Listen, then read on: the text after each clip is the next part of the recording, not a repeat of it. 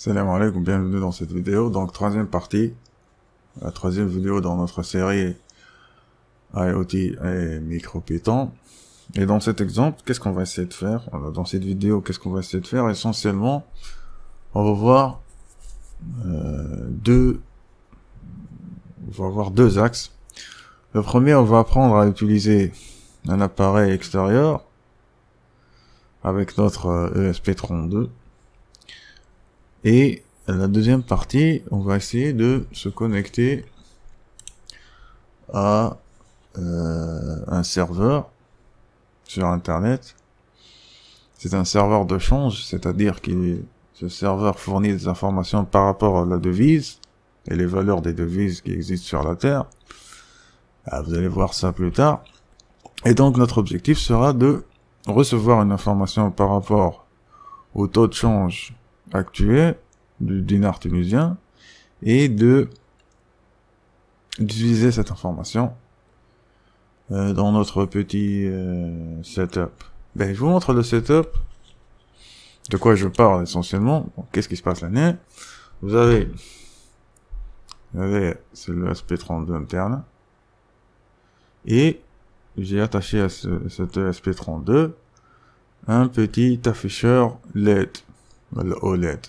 Je vais vous montrer comment acquérir ça. Pas très difficile. Mais malheureusement, en Tunisie, c'est un peu cher. Et si vous avez des moyens d'acquérir ça à l'étranger, vous pouvez l'obtenir avec de très bons prix. Mais, donc vous voyez bien l'année, qu'est-ce qu'on va faire? On va afficher. Bon, j'ai commencé un peu. Ce qui est écrit, l'année, il est écrit taux de change. Ça veut dire la valeur de la devise. Et donc voilà, c'est l'objectif de cette vidéo. On va commencer par la première partie. Juste une petite remarque, les fichiers que j'utilise seront uploadés sur mon GitHub. Et pour ceux qui savent pas ce nom, GitHub, c'est tout simplement un site qui permet de contenir des projets, essentiellement des applications, voilà des cours, voilà des tutoriels qui m'internent. Donc le GitHub, c'est, je vais vous montrer ça tout de suite. GitHub, c'est, vous mettez GitHub, GTO Sama. Voilà.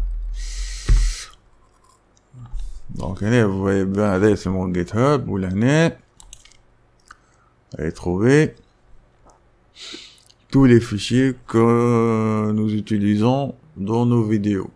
Bon, pour l'instant, j'ai pas encore mis à jour par rapport à la troisième vidéo, mais ce que vous pouvez remarquer l'année, c'est que il n'est pas mis à jour.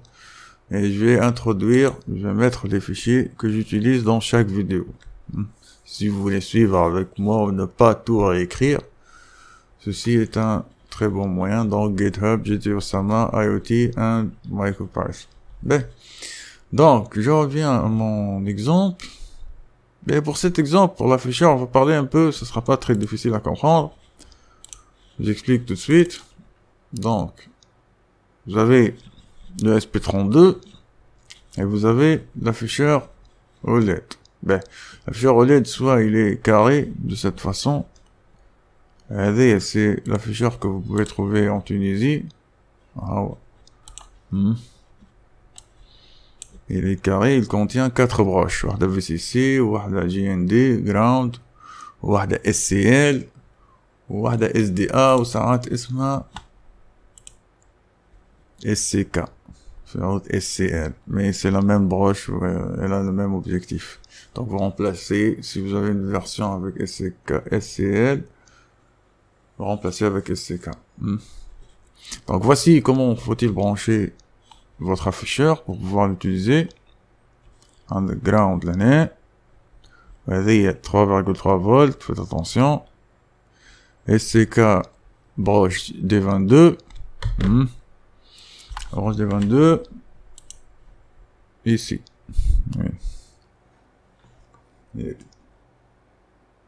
D22. Et D21 l'année. Oui. Vous branchez ça, c'est pas très difficile. Et donc, vous aurez la possibilité d'utiliser cet afficheur ou d'afficher des informations. Mais comment afficher une information? Voici un exemple très basique que je vais afficher l'année. Donc, je vais expliquer un peu ce qui se passe. Pour pouvoir utiliser un afficheur OLED, qu'est-ce qu'il faut? Il faut essentiellement utiliser une bibliothèque ou un module. Ce module, il est appelé SSD 1306. Ben, ce module, c'est un fichier que j'ai inclus ou que je vais inclure. Mais ce n'est pas moi qui l'ai écrit. Il est fourni, vous trouvez ça sur Internet.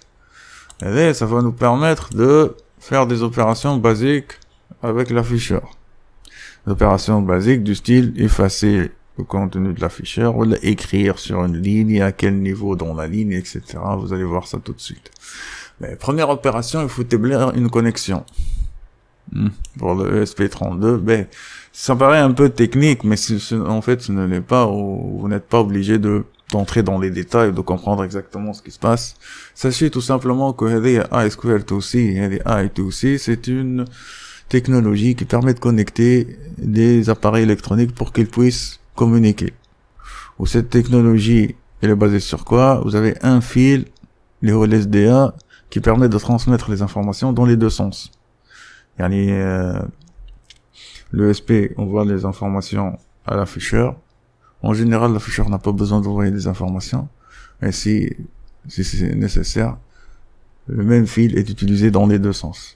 Vous avez le SCL, c'est ce qui permet de synchroniser la communication. La communication est réglée selon une horloge, une fréquence. Et donc l'année, il faut définir au niveau de notre programme les broches qui sont utilisées pour les SCL ou les SDA. Tout simplement, je les définis selon le schéma l'année classique. Le 22, c'est le SCL, ou le 21, c'est le SDA. Donc, ça connecte les deux.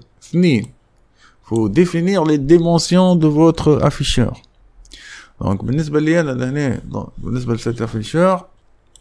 cet afficheur, celui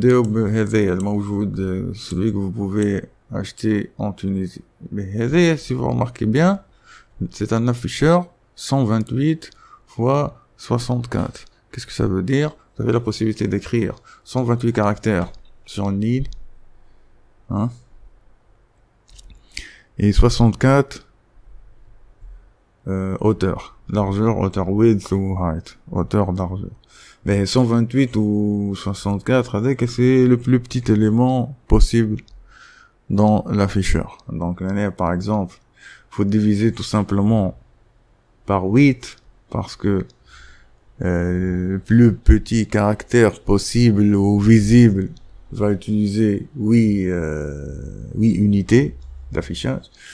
Et donc, on pourra dire que vous pourrez essentiellement avoir 8 lignes avec cet afficheur, 4 lignes avec celui que j'utilise.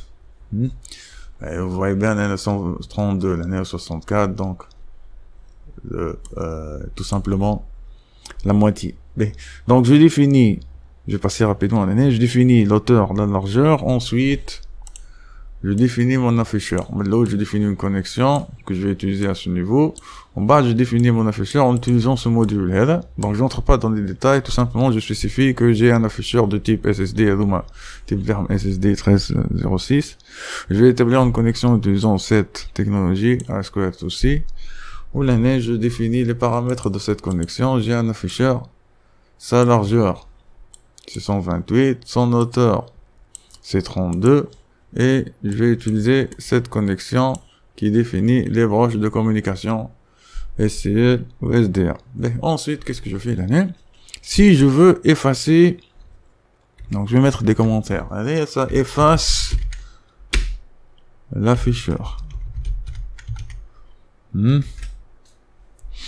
si vous avez déjà quelque chose qui est affiché et que vous voulez effacer ce qui existe, vous utilisez les OLED fill 0.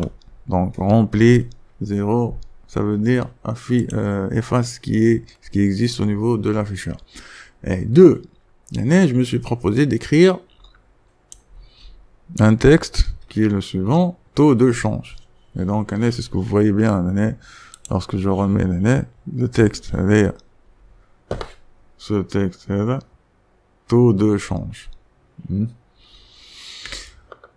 Et ce qu'il faut savoir, c'est qu'on envoie l'information, on demande de l'afficher, show, pour l'afficher. Donc, si vous voulez ne pas afficher, voilà, vous voulez construire, c'est à l'affichage petit à petit, vous construisez votre affichage, ensuite vous demandez l'affichage, où le OLED va afficher votre information. Mais en ce qui concerne donc 0, c'est à quel niveau? C'est des coordonnées.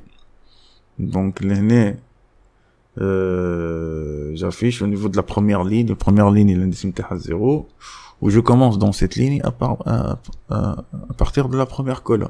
Donc je commence au tout début de l'affichage. Mais pour s'assurer.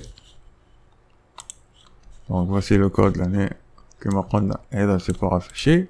Donc pour s'assurer que vous avez compris.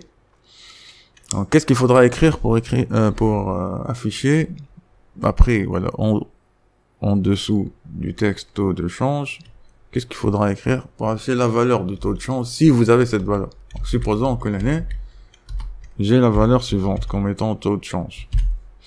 3,29. Donc si je veux afficher la valeur du taux de change, supposons que cette valeur est égale à 3,29.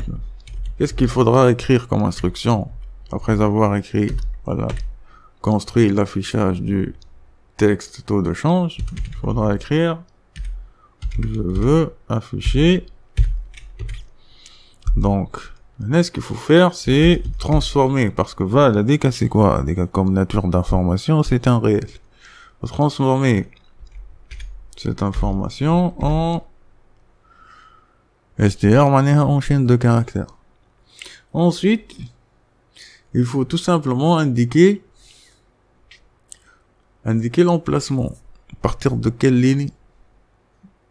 La première valeur, je crois que c'est la colonne. Ou la deuxième valeur, la première valeur c'est la colonne, la deuxième valeur c'est la ligne. Donc si j'écris, qu'est-ce qui doit se passer? Invalide, pourquoi c'est invalide? J'ai oublié une virgule, une virgule. Qu'est-ce qui doit se passer? Voilà ce qui se passe. Je vous montre tout de suite ce qui s'est passé. Alors, remarquez bien que en dessous du terme taux de change, qu'est-ce que j'obtiens? La valeur 3,29. Je peux décider de passer. Donc, je rappelle, qu'une ligne possède un certain nombre d'unités. Donc, le OLED, il est divisé en petites unités. Une ligne, si vous voulez, ça coûte 8 petites unités. Donc, la 9e, c'est, en commençant par 0, 0 à 7. Donc, en théorie, si j'écris 8, j'aurai le même affichage. Et j'ai modifié c'est pas la peine de passer.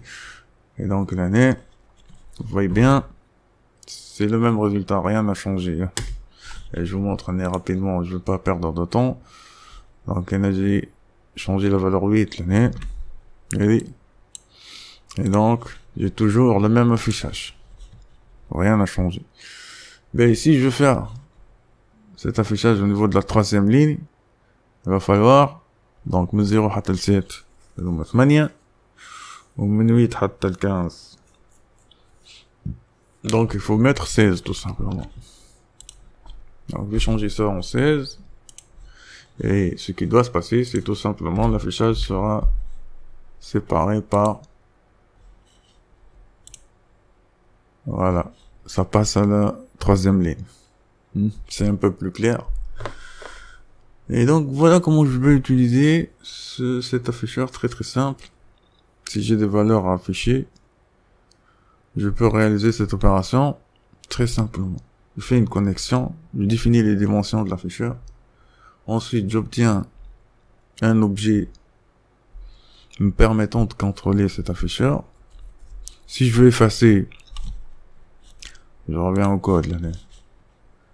Définis une connexion, les dimensions, j'obtiens un objet me permettant de contrôler l'afficheur. Si je veux effacer fil.0, si je veux écrire un texte, je dois définir au niveau de quelle colonne, au niveau de quelle ligne, sachant que l'afficheur il est subdivisé en colonnes et en lignes, unités. Et lorsque je vais afficher, j'utilise le .show. C'est très simple. Bon, il existe d'autres opérations plus complexes, mais nous aurons besoin que de ça. Mais c'est la première partie, comment utiliser un afficheur. C'est très simple. Passons à la deuxième partie. La deuxième partie, nous allons essayer de nous connecter à un serveur qui offre un service de taux de change. Donc, tout simplement, vous allez voir ça. Nous allons formuler une requête. Donc, je rappelle, la dernière fois, j'ai parlé du principe de architecture client-serveur. Et donc, la communication se fait de la façon suivante. Le client, qui est le SP32, va faire une requête. Je vais demander un service. Et ce serveur, bien sûr, va me renvoyer ce service selon une certaine information sera formatée. Elle aura une certaine forme. Donc, nous allons voir comment peut-on exploiter cette information renvoyée par le serveur. Ben, je vais me diriger vers le site qui m'explique comment faire.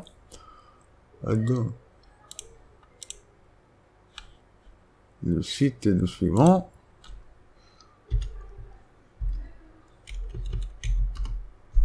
Le site s'appelle fastforex.io. Vous écrivez fastforex. Vous cliquez là. Qu'est-ce qui va se passer? Donc, à ce niveau, voilà, on vous explique que nous avons cette API. Mais pour ceux qui se posent la question, qu'est-ce qu'une API? C'est pas le moment. Vous pouvez voir ça sur Internet, application, API. Et vous avez la définition. Interface de, voilà. API, c'est une interface de programmation d'application, voilà, Application Programming Interface. Et vous pouvez voir la définition. En ce qui concerne nous, qu'est-ce qu'on va faire? On va essayer de comprendre ce qui se passe là. Donc, on nous explique. Si vous donnez une requête, comment faut-il formuler cette requête? Donc, par exemple, ce qu'on veut, là, c'est obtenir la valeur de l'euro. Je vais faire une conversion 1000 euros vers le dinar tunisien. Donc, si je fais cette demande, cette requête, le serveur va me répondre de la façon suivante. Et voici la réponse du serveur. Et c'est la réponse du serveur. Cette réponse, elle possède une forme. La forme est appelée JSON ou le JavaScript Object Notation. Mais c'est un terme, il n'est pas très difficile à comprendre lorsqu'on a déjà quelques notions de base du Python, en ayant déjà quelques structures, on pourra facilement exploiter cette information. Elle sera expliquée plus tard. Donc, qu'est-ce que je remarque dans cette réponse? Ce qui m'intéresse, c'est ça. Ça, c'est la valeur du dinar tunisien par rapport à l'euro. Donc, si je formule cette requête, j'obtiens cette réponse. Qu'est-ce qu'il faudra faire, Alors, il faut se connecter. Donc, sign in. Si je me connecte, j'ai le droit de me connecter en utilisant mon compte Google. Si j'ai des comptes Google. Je tape, j'ai un compte, je l'utilise. Vous pouvez utiliser n'importe quel compte.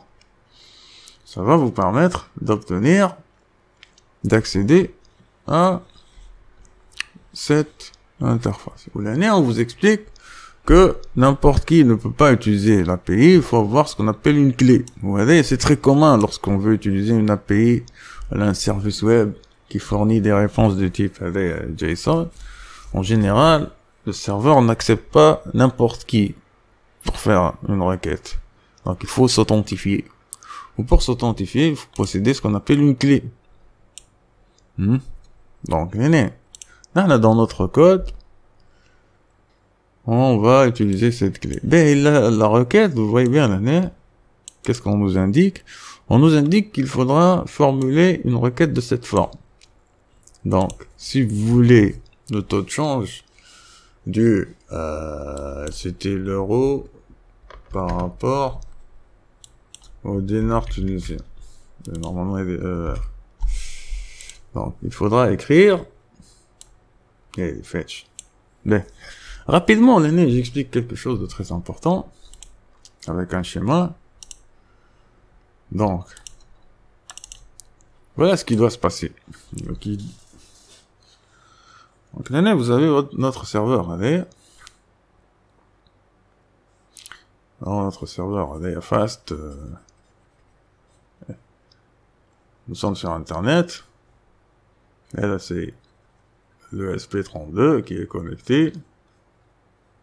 Notre SP32. Où l'année, c'est... Allez, c'est... Monsieur... Fast Forex. Fast Forex, c'est moi. LBI.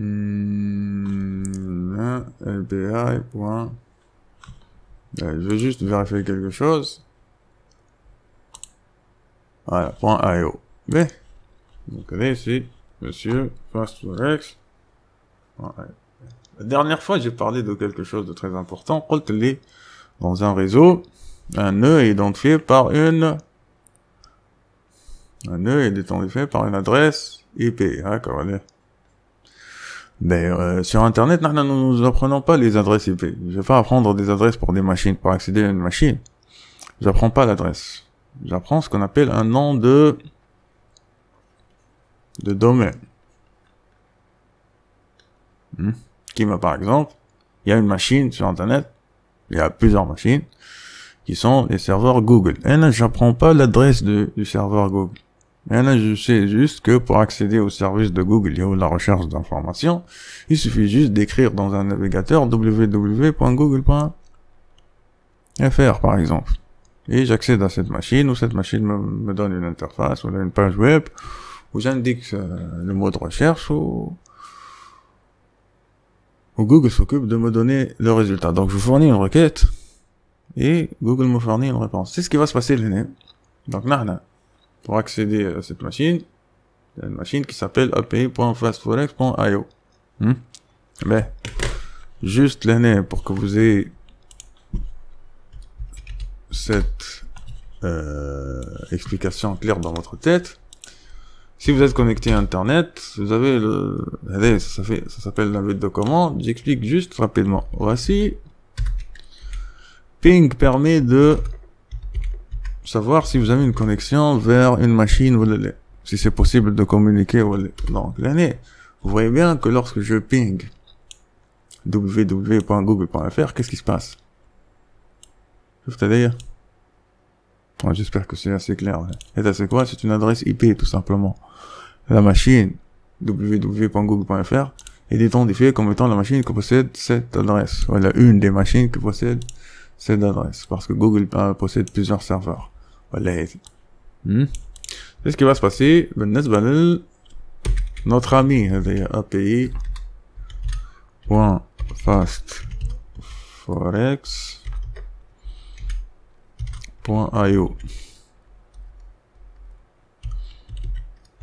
Et juste pour que vous ayez en tête, cette machine Fast.forex, une machine sur Internet qui s'appelle api.fastforex ou qui possède cette adresse IP. Et le call pour que vous ayez en tête le principe très important que toutes les machines sont identifiées lorsqu'on se connecte à un réseau, je rappelle. Toutes les machines possèdent des adresses IP, mais sur Internet, on n'est pas obligé d'avoir en tête les adresses IP parce que c'est très difficile à retenir. Donc, nous utilisons ce qu'on appelle des noms de domaine. Ben, ce qui va se passer l'année, tout simplement, on va formuler une requête. l'ISP doit formuler une, je rappelle, requête. Et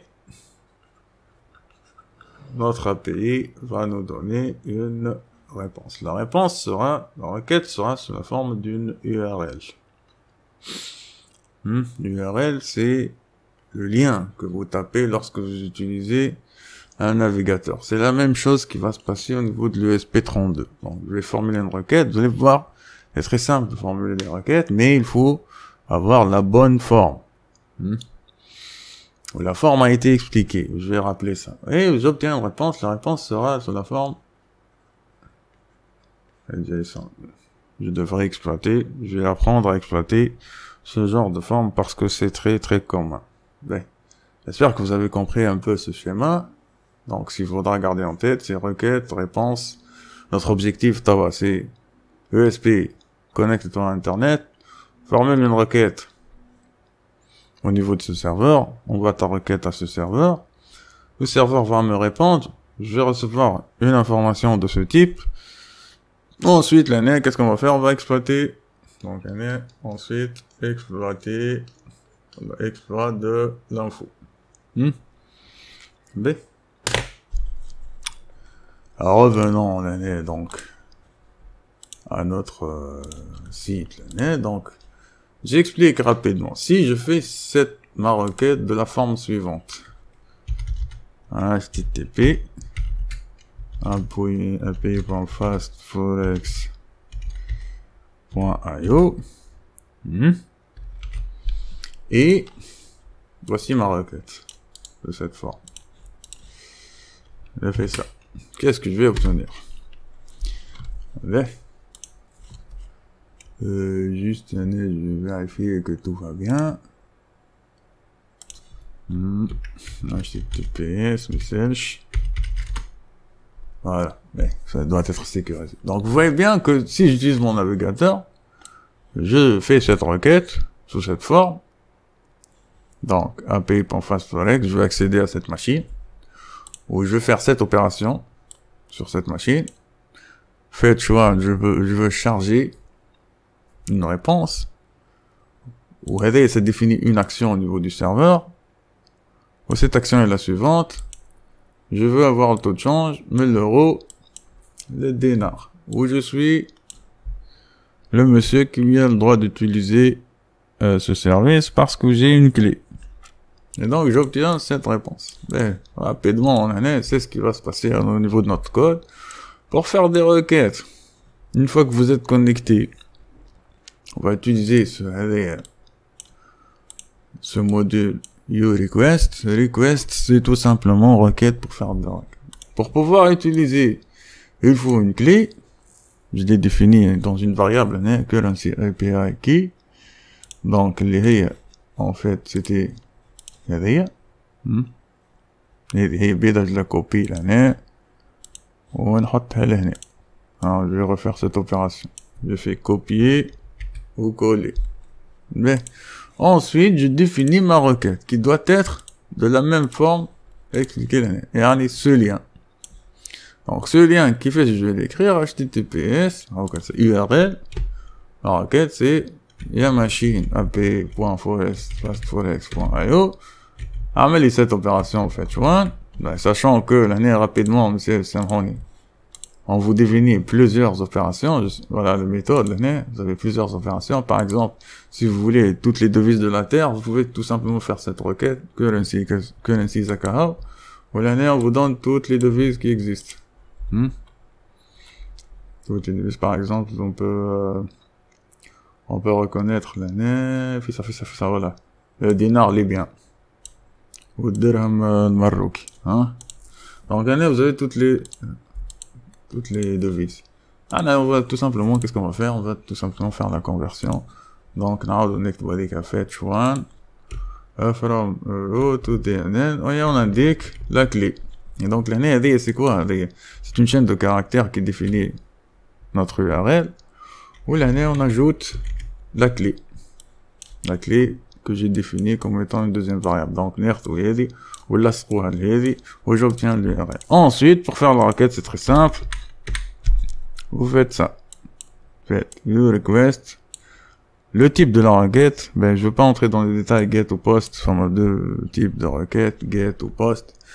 C'est un détail, l'exemple interne. Tout simplement, sachez que ça construit notre requête, ça envoie des informations compréhensibles comme étant notre requête, et ensuite, qu'est-ce qui va se passer, l'année? Je fournis mon lien URL. Et donc, qu'est-ce qui va se passer? La machine va me répondre, normalement, elle doit me répondre de cette façon. Elle doit me renvoyer ça. C'est ce qu'on va voir ensemble. Donc, j'obtiens le résultat possède la forme JSON, donc il faut faire une conversion pour pouvoir l'exploiter au niveau de notre programme. Et donc, c'est ce que vous allez voir. J'appuie sur exécuter, sachant que je suis déjà connecté, hein, donc on a mon script, oui, non. Et je suis déjà connecté. Donc, j'obtiens où est-ce qu'il est mon exemple change, voilà, j'obtiens cette information. Mais donc, comment puis-je exploiter? L'objectif, c'est d'afficher le taux de change sur l'afficheur. Qui fait, je peux exploiter cette information renvoyée par le serveur ou afficher ça sur l'afficheur. Tout simplement, voici ce que je vais faire. Vous voyez bien que notre information elle est subdivisée. Elle possède ce qu'on appelle des champs. Donc, si je mets ça ici, qu'est-ce que vous remarquez? Notre information est subdivisée en plusieurs parties. La partie, c'est un dictionnaire. Un dictionnaire, il fonctionne de la façon suivante. À chaque partie, vous avez ce qu'on appelle une clé qui identifie la partie et la valeur. Pour accéder à la valeur, en sachant, en ayant en tête la clé, il suffit juste d'écrire. Donc, si j'appelle ça notre résultat, donc je vais écrire notre résultat, c'est ce qu'on a reçu. Le résultat, c'est ça, c'est la même chose. Donc, mon résultat, je veux, par exemple, qu'est-ce que j'ai reçu comme base? Ok, la fiche euro. Notre objectif, l'année, c'est d'accéder à ça. Donc, ce qu'on remarque, si j'écris hack, je vais accéder à quoi? J'accède à cette information. Ou cette information, puisque femme les accolades de l'année, c'est un dictionnaire. Donc, cette valeur, c'est un dictionnaire. Ce dictionnaire, si je veux cette valeur, je dois fournir la clé. Et donc, en écrivant cette écriture, qu'est-ce que je vais obtenir? Je vais obtenir la valeur du taux de change par rapport à la valeur du taux de change euro dinar tunisien. Donc, rapidement, je vais terminer je vais rassembler tout ça pour pouvoir afficher le taux de change sur l'afficheur. Je prends mon exemple. Qu'est-ce qu'il faut ajouter? Il faut ajouter le code. Mais l'année, la valeur. Donc, je vais copier ça. Et au lieu d'afficher au niveau de la console, qu'est-ce qu'on va faire? On va afficher la valeur.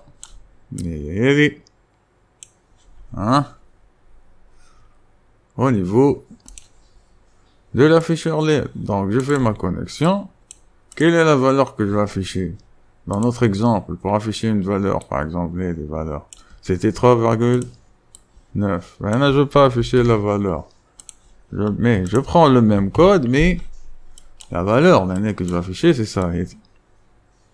Le résultat, il y a tout simplement des currency data.json. Je vais faire une écriture un peu répulsive. Elle va vous choquer un peu, mais vous allez voir, c'est très simple à comprendre. Le résultat, le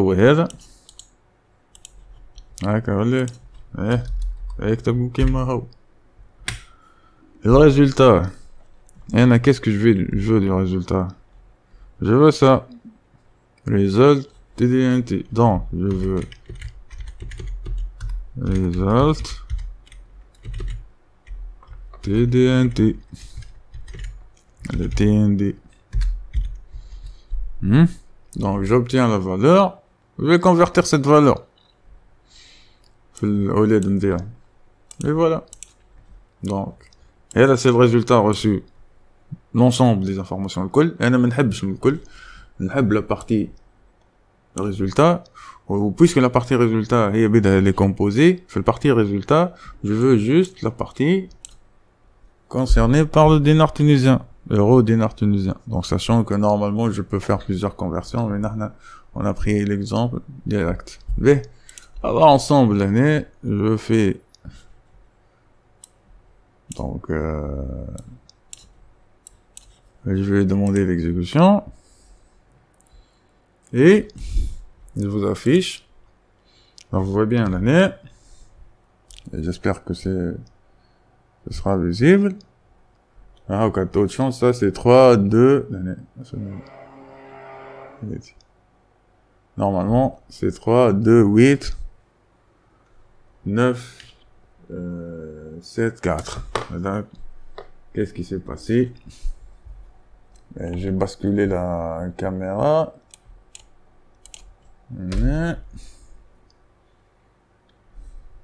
J'espère que ça sera visible parce que c'est un peu difficile avec l'afficheur, mais voilà, 3, 20, 3, et donc, voici comment je peux obtenir le taux de change.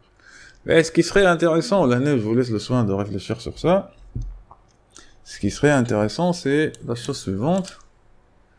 Le taux de change, c'est quelque chose qui n'est pas fixe. Donc, à chaque fois, à chaque jour, normalement, la valeur peut changer.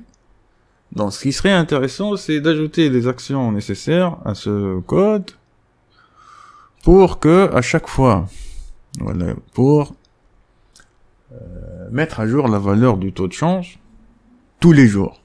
Yani, une fois par jour, le SP32, qu'est-ce qu'il doit faire? Il doit se connecter à Internet, demander la valeur du taux de change, l'afficher. Une fois par jour. Alors, c'est un exercice que vous pouvez faire tout seul. Et voilà, je vais m'arrêter à ce niveau. J'espère que vous avez compris.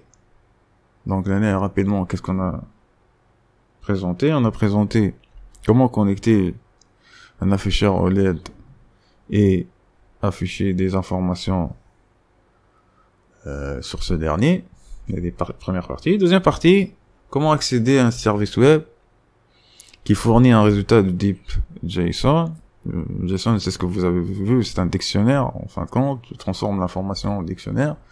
Un dictionnaire, c'est tout simplement un ensemble clés, valeurs, ou comment exploiter ce genre de données pour afficher des informations utiles. Donc voilà, je vais m'arrêter à ce niveau. J'espère que vous avez compris. Inch'Allah, la prochaine fois, on fera un exemple où on va utiliser notre téléphone mobile. Donc voilà. Merci, salam alaikum.